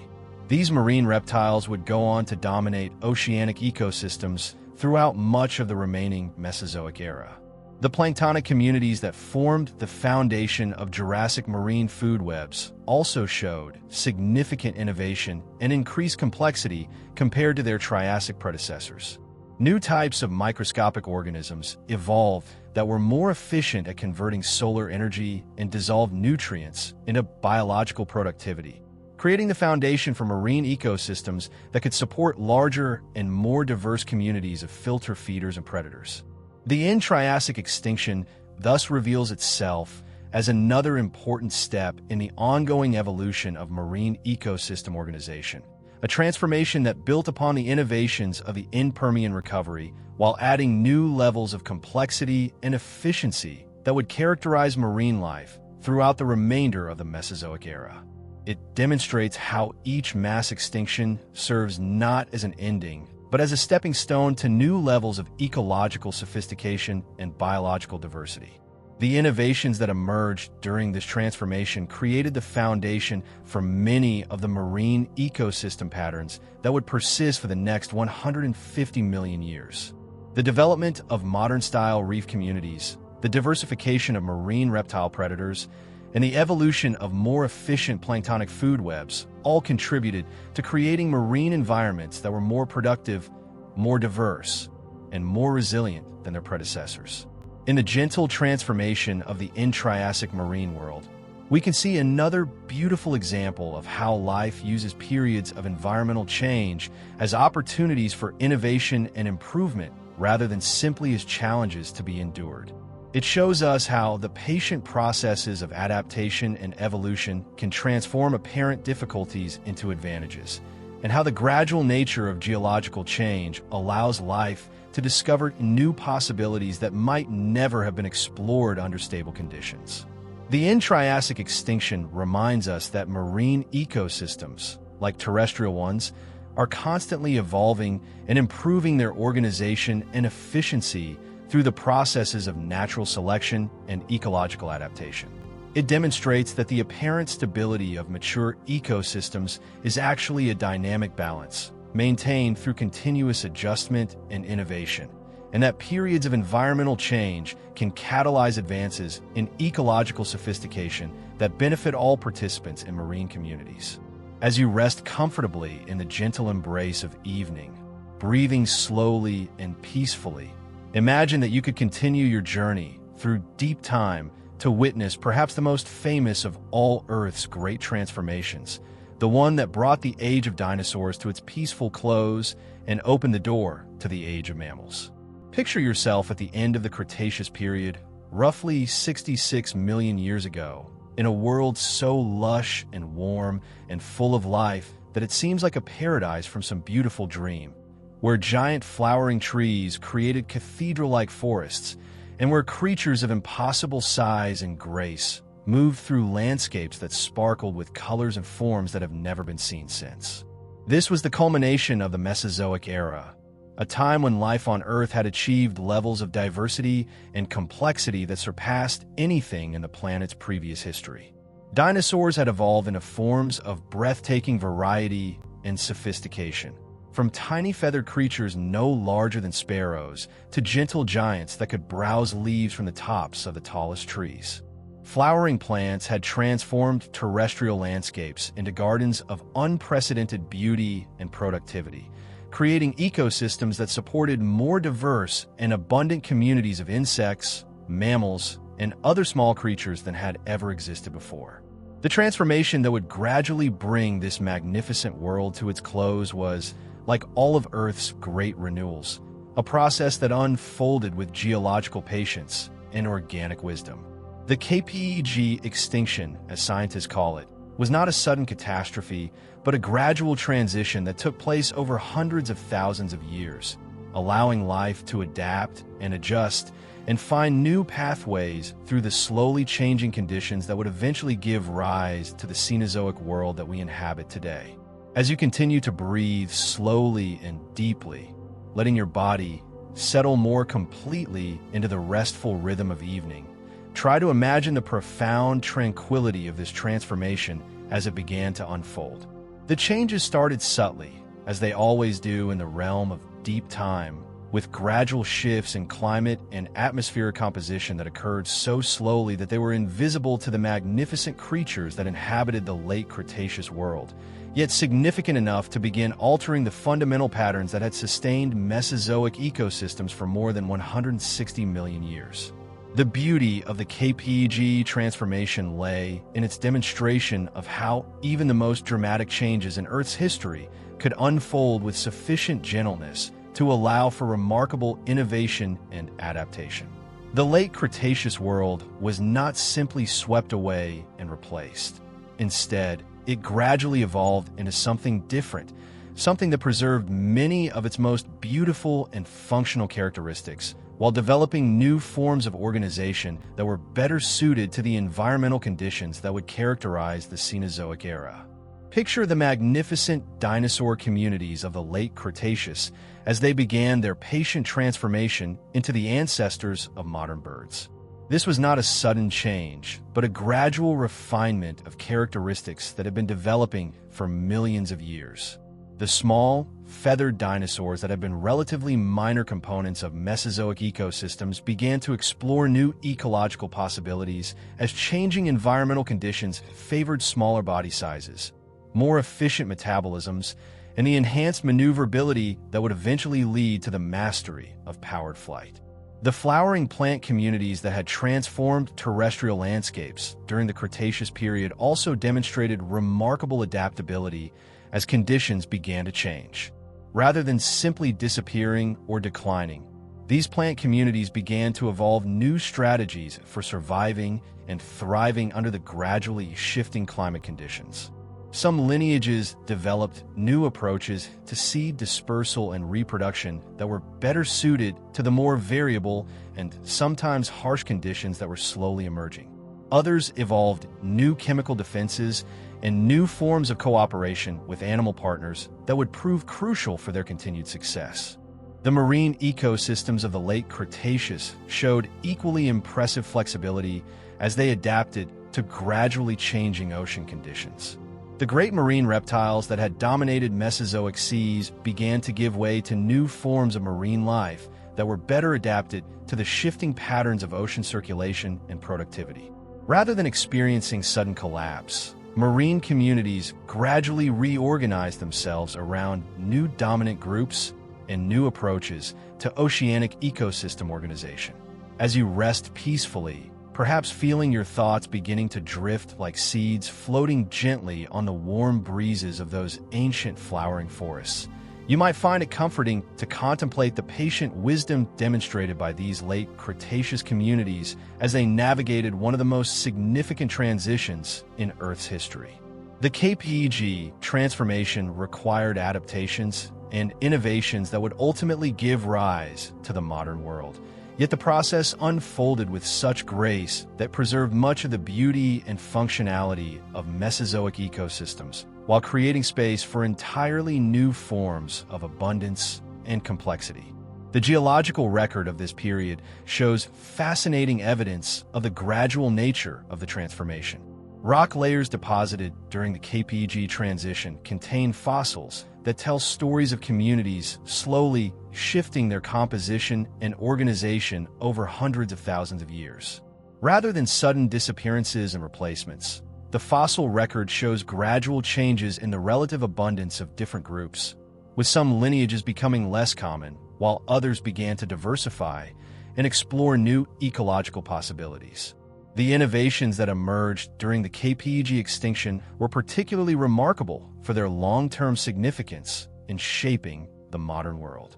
The diversification of early bird lineages during this period laid the foundation for the spectacular variety of avian life that would eventually populate Cenozoic skies.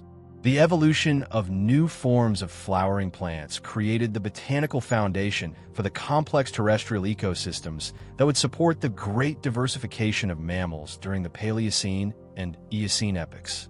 The mammalian communities that had remained relatively small and inconspicuous throughout most of the Mesozoic era began to show signs of the evolutionary potential that would eventually make them dominant components of Cenozoic terrestrial ecosystems.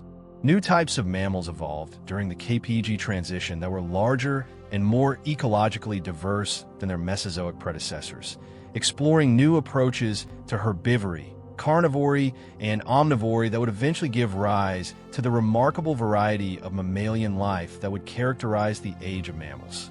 The marine realm also showed significant innovation during this transformation. New types of fish began to diversify and occupy ecological niches that had previously been filled by marine reptiles. Early representatives of modern marine mammal lineages began to experiment with aquatic lifestyles that would eventually lead to the evolution of whales, dolphins, and other marine mammals. Modern-style planktonic communities emerged that were more efficient at converting solar energy into biological productivity than their Mesozoic predecessors. The KPG transformation demonstrates beautifully how environmental change can serve as a catalyst for evolutionary innovation that benefits life as a whole rather than simply favoring particular lineages over others. As traditional ecological niches became altered or unavailable, evolution was stimulated to explore new regions of possibility space, developing forms of life that were not just adapted to the new conditions, but often better able to exploit available resources than their predecessors had been. The climate changes that characterized the KPG period created selective pressures that favored different traits than had been advantageous during the stable, warm conditions of the mid-Cretaceous. These changes favored organisms that could tolerate more variable temperatures, more seasonal climates, and the different patterns of resource availability that characterized post-Cretaceous environments. This selection for flexibility and adaptability led to the evolution of many of the physiological and behavioral traits that would become characteristic of Cenozoic life. The geographic patterns of extinction and survival during this period reflect the complex interplay between global environmental change and local adaptation. Different regions experience the effects of climate change at different times and to different degrees, creating a mosaic of environmental conditions that allowed for diverse evolutionary experiments. Some areas became refugia where traditional Mesozoic communities could persist with minimal change, while others became centers of innovation where new forms of life emerged and flourished. The timescales involved in the KPG transformation once again demonstrate the importance of patience in natural processes of change and renewal. The environmental shifts that drove this extinction unfolded over hundreds of thousands of years, allowing multiple generations of organisms to experience gradually changing conditions and to adapt through the normal processes of variation, selection, and evolution. This temporal pacing ensured that the transformation was sustainable and that the new patterns that emerged were stable and well integrated with the Earth system. As you breathe slowly and peacefully, letting the gentle rhythm of your breathing carry you deeper into relaxation, you might imagine the profound sense of renewal that characterized the Earth as it emerged from this period of gradual transformation. The world that existed after the KPG extinction was fundamentally different from the Mesozoic world that had preceded it, yet preserved many of the innovations and achievements of that earlier era while adding new levels of complexity and new forms of beauty that had never existed before. The recovery period that followed the KPG extinction was one of the most creative and productive periods in the history of life on Earth. The surviving lineages began to diversify and experiment with new forms at an extraordinary rate, filling ecological niches that had been vacated during the transformation and discovering entirely new ways of organizing terrestrial and marine ecosystems. This recovery was not simply a return to pre-extinction patterns. It was an exploration of possibilities that had been created by the environmental changes and that represented genuine advances in ecological sophistication and biological diversity. In terrestrial environments, the recovery led to the great diversification of mammals that would eventually give rise to all of the major groups of mammalian life that populate the modern world. Early mammals evolved new approaches to locomotion, feeding, and reproduction that allowed them to exploit terrestrial resources more efficiently than their Mesozoic predecessors. The coevolution between mammals and flowering plants created new forms of ecological partnership that increased the productivity and stability of terrestrial ecosystems. The bird communities that emerged during the Cenozoic recovery showed remarkable diversity and ecological sophistication. New lineages evolved that were specialized for different types of flight, different feeding strategies, and different approaches to reproduction and social organization. These innovations led to the development of avian communities that were more diverse and more ecologically important than any flying vertebrates had been during the Mesozoic era. The marine ecosystems that developed during the Cenozoic recovery also showed significant advances in organization and productivity. New types of marine food webs emerged that were more efficient at transferring energy from primary producers to top predators. The evolution of marine mammals created new forms of oceanic predation that were more sophisticated and more flexible than the marine reptile predation that had characterized Mesozoic seas. The KPG extinction thus reveals itself as perhaps the most transformative of the Phanerozoic mass extinctions, a transition that brought one of Earth's most magnificent eras to its close while creating the conditions for an even more diverse and complex world to emerge.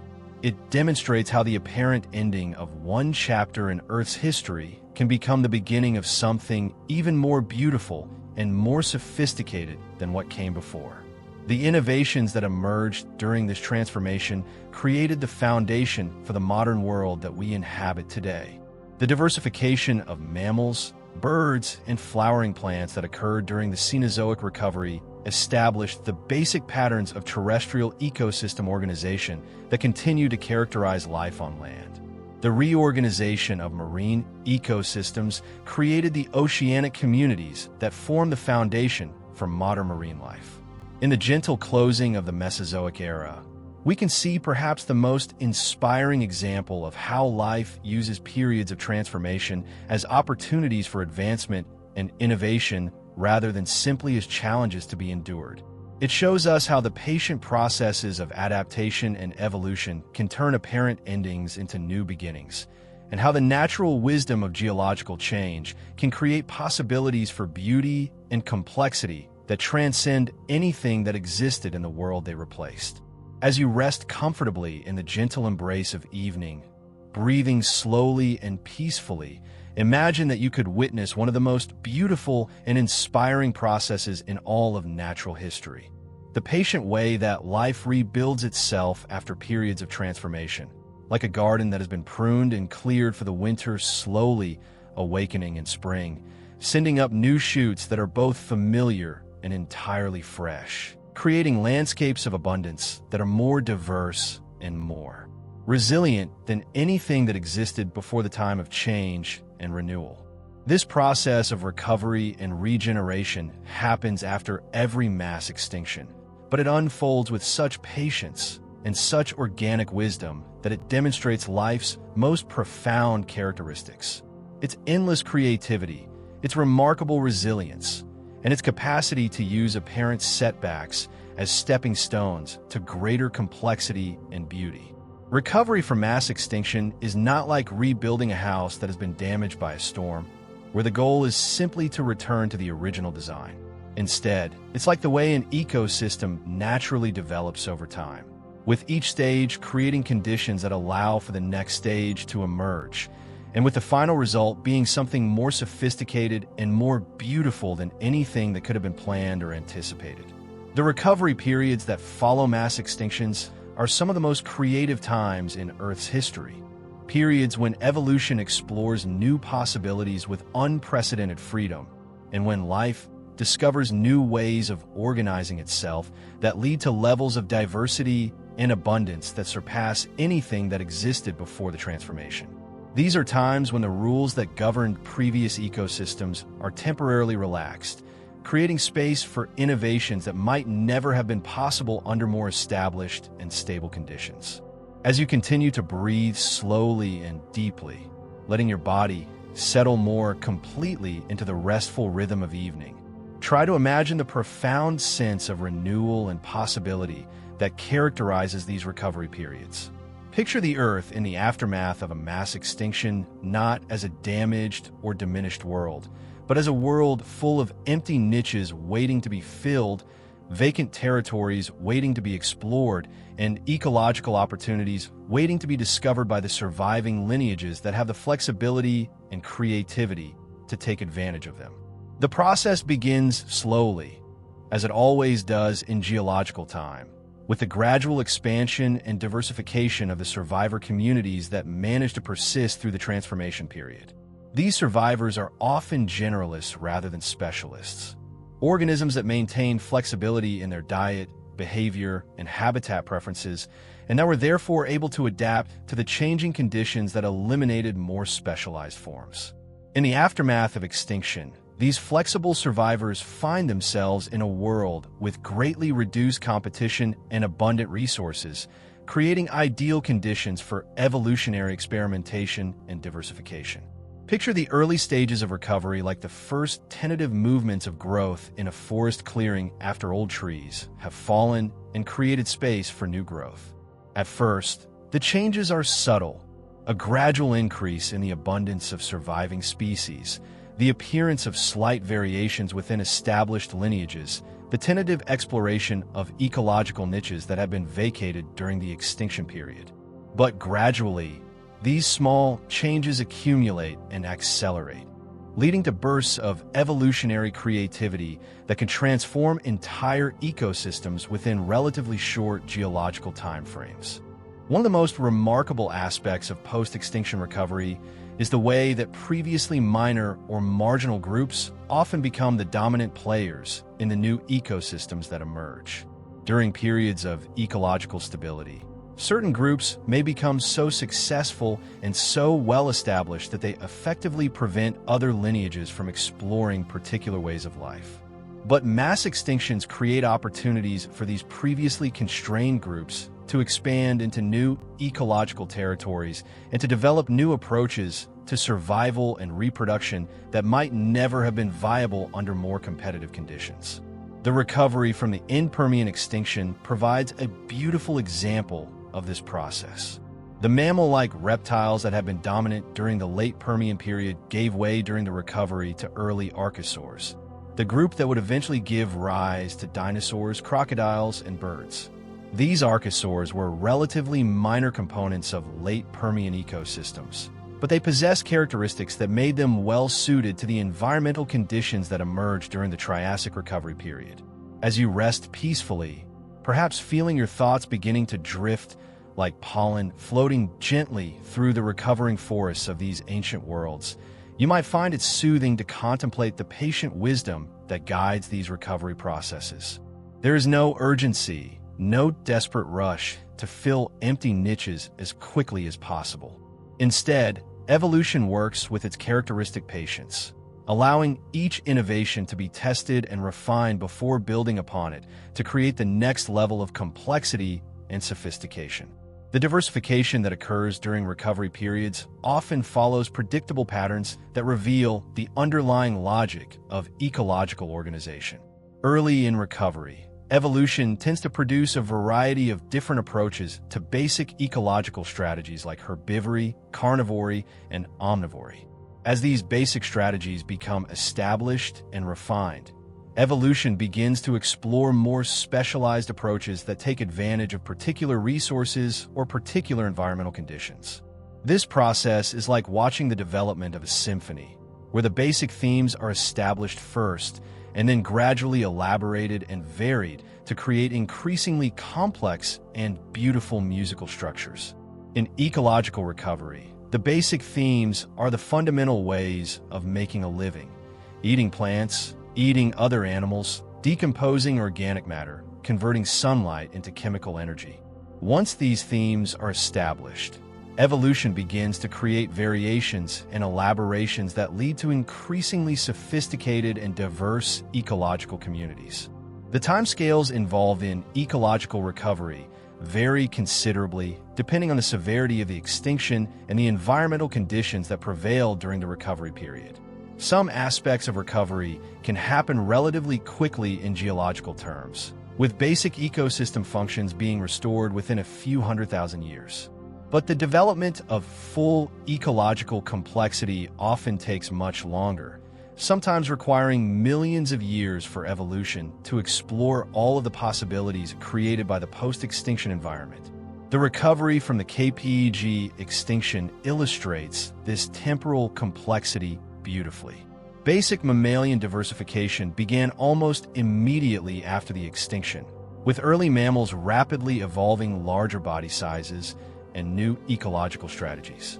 But the development of the complex terrestrial ecosystems that would characterize the later Cenozoic era took tens of millions of years, as mammals, birds, and flowering plants co-evolved to create increasingly sophisticated ecological partnerships. Recovery processes also demonstrate the importance of environmental stability in allowing evolution to build complex ecological structures. Periods of rapid environmental change can interrupt recovery and reset the process, while periods of stable conditions allow evolution to build upon previous innovations and create increasingly elaborate ecological architectures. The most spectacular evolutionary radiations often occur during periods when environmental conditions remain relatively stable for millions of years, allowing evolution to explore the full potential of new ecological territories. The geographic patterns of recovery also reveal important insights about how evolution responds to available opportunities. Recovery often begins in regions where environmental conditions are most favorable and then spreads to more challenging environments as organisms develop the adaptations needed to survive under more difficult conditions. This geographic expansion is often accompanied by further evolutionary innovation, as organisms encounter new environmental challenges that stimulate the development of new adaptive solutions. As you breathe slowly and peacefully, letting the gentle rhythm of your breathing carry you deeper into relaxation, you might imagine the profound sense of accomplishment and fulfillment that characterizes ecosystems as they complete their recovery from mass extinction. These recovered ecosystems are not simply restored versions of what existed before. They are genuine improvements that combine the successful innovations of previous eras with new approaches that are better adapted to contemporary environmental conditions. The marine recovery that followed the end-Permian extinction created oceanic ecosystems that were more diverse and more productive than anything that had existed during the Paleozoic era. New types of reef communities evolved that were more efficient at building calcium carbonate structures and more resilient to environmental disturbances. New forms of marine predation evolved that were more sophisticated and more energy efficient than their Paleozoic predecessors. The terrestrial recovery that followed the KPEG extinction led to the development of mammalian and avian communities that achieved levels of diversity and ecological sophistication that far exceeded anything that had existed during the Mesozoic era. The coevolution between mammals, birds, and flowering plants created new forms of ecological partnership that increased the productivity and stability of terrestrial ecosystems while supporting unprecedented levels of animal diversity. These recovery processes demonstrate that mass extinctions, rather than simply reducing the complexity and diversity of life, actually serve as catalysts for evolutionary innovation that leads to increases in both complexity and diversity over the long term. Each mass extinction clears away established patterns that have become limiting and creates space for new patterns that can explore possibilities that were never available under previous conditions. The innovations that emerge during recovery periods often persist for millions of years and become the foundation for even further evolutionary elaboration. The basic body plans and ecological strategies that evolved during post-extinction radiations often serve as the starting points for entire evolutionary lineages that continue to diversify and specialize for tens or hundreds of millions of years. Recovery processes also demonstrate life's remarkable capacity for self-organization and self-improvement. There is no external designer guiding these processes, no conscious plan being implemented. Instead, recovery emerges naturally from the interactions between surviving organisms and their environment, guided by the simple principles of variation, selection, and inheritance that govern all evolutionary processes. The predictable patterns that characterize recovery from mass extinction reveal that evolution operates according to consistent principles that can be understood and anticipated. While the specific details of each recovery are unique and unpredictable, the general patterns, initial expansion of survivors, exploration of vacant niches, gradual increase in complexity and specialization, are remarkably consistent across different extinction events and different time periods. These patterns suggest that life possesses an inherent tendency toward increasing complexity and diversity that cannot be permanently suppressed by environmental disturbances. Mass extinctions may temporarily reduce complexity and diversity, but they also create conditions that stimulate even greater complexity and diversity to emerge during the subsequent recovery period. The study of recovery from mass extinction has important implications for understanding how modern ecosystems might respond to contemporary environmental changes. While the timescales involved in natural recovery processes are too long to be directly relevant to human environmental management, the principles that govern recovery, the importance of maintaining genetic diversity, the value of ecological flexibility, the role of environmental stability in supporting complex ecosystem development, provide important guidance for conservation and restoration efforts. In the patient processes of recovery and renewal that follow each mass extinction, we can see some of the most inspiring examples of life's endless creativity and resilience. These processes remind us that apparent endings are often new beginnings in disguise, that destruction can create opportunities for construction, and that the natural world possesses an inherent wisdom about how to transform challenges into opportunities for growth and improvement. As you rest comfortably in the gentle embrace of evening, breathing slowly and peacefully, imagine that you could step forward through time from those ancient periods of transformation to find yourself in the present moment, floating peacefully in the ongoing story of life's endless dance of change and renewal. Picture yourself recognizing that the same patient processes that have guided Earth's great transformations for hundreds of millions of years continue to operate today, working with the same gentle persistence and organic wisdom that have always characterized life's response to changing conditions. We are living today in what many scientists call the sixth mass extinction. But even this potentially dramatic-sounding event unfolds according to the same principles of gradual change and patient adaptation that have characterized all of Earth's previous great renewals. The current period of transformation is different from previous ones primarily in its speed and its causes, but the fundamental processes of ecological reorganization and evolutionary innovation continue to operate with the same underlying logic that has guided life through every previous challenge. As you continue to breathe slowly and deeply, letting your body settle more completely into the restful rhythm of evening, try to imagine the current transformation not as a crisis or catastrophe, but as another chapter in life's ongoing story of adaptation and renewal. The changes happening today create the same kinds of opportunities for innovation and diversification that have characterized every previous period of environmental change, even though they unfold on timescales that are much more rapid than the geological pace of previous transformations. Around the world today, life is demonstrating the same remarkable creativity and flexibility that has allowed it to thrive through every previous mass extinction. Species are adapting to new conditions through changes in behavior, physiology, and distribution that mirror the adaptive responses documented in the fossil record. Some organisms are discovering new ecological niches created by human activities, while others are developing new forms of cooperation and symbiosis that help them navigate the changing conditions of the modern world. The urban environments that have become such prominent features of the contemporary landscape are serving as laboratories for evolutionary innovation, much like the novel environments created by previous mass extinctions. Birds are evolving new song patterns to communicate effectively over urban noise. Plants are developing new strategies for seed dispersal in fragmented landscapes. Mammals are modifying their behavioral patterns to take advantage of new food sources and new shelter opportunities created by human infrastructure. As you rest peacefully, perhaps feeling your thoughts beginning to drift like dandelion seeds, floating gently on the evening breeze. You might find it comforting to contemplate the patient wisdom that continues to guide these contemporary adaptations.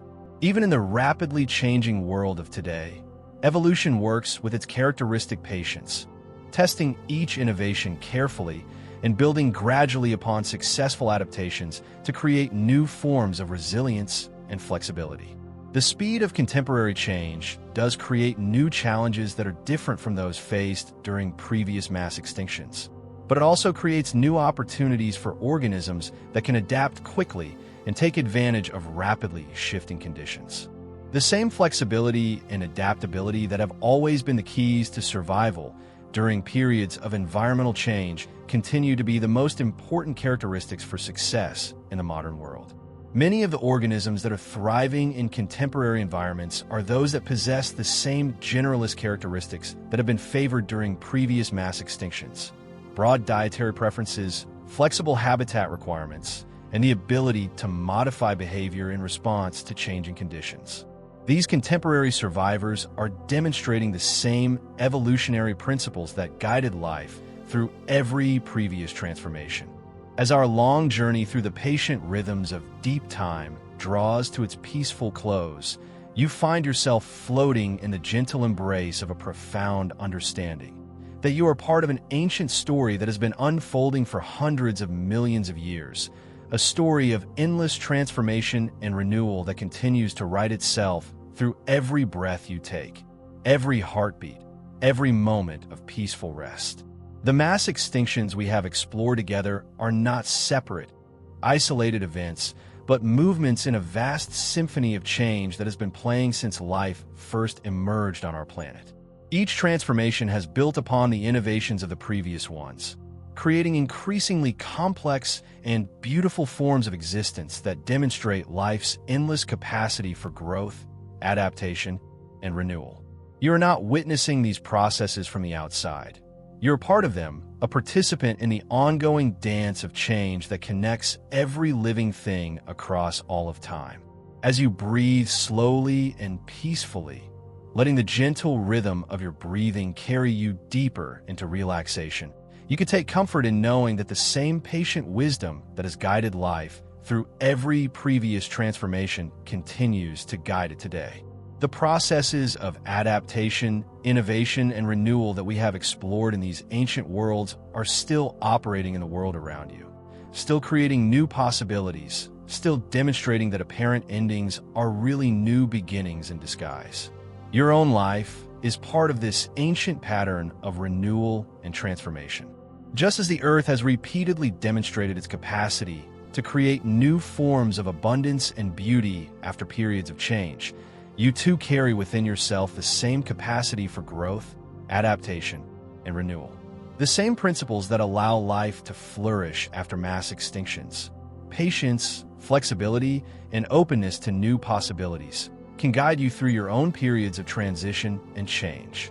In the quiet depths of this understanding, surrounded by the gentle rhythms of planetary breathing that have sustained life for billions of years, you can rest peacefully knowing that you are held safely within processes that are both ancient and eternal, both vast beyond comprehension and intimately personal. The story of life's great renewals is your story too, a reminder that transformation and renewal are natural processes that unfold with grace when given the time and space they need. Let yourself sink deeper into this ancient peace, this geological patience, this evolutionary wisdom that has sustained life through every challenge and every change. Allow the gentle currents of deep time to carry away any worry or urgency, any need to rush or struggle against the natural pace of growth and renewal in your own life.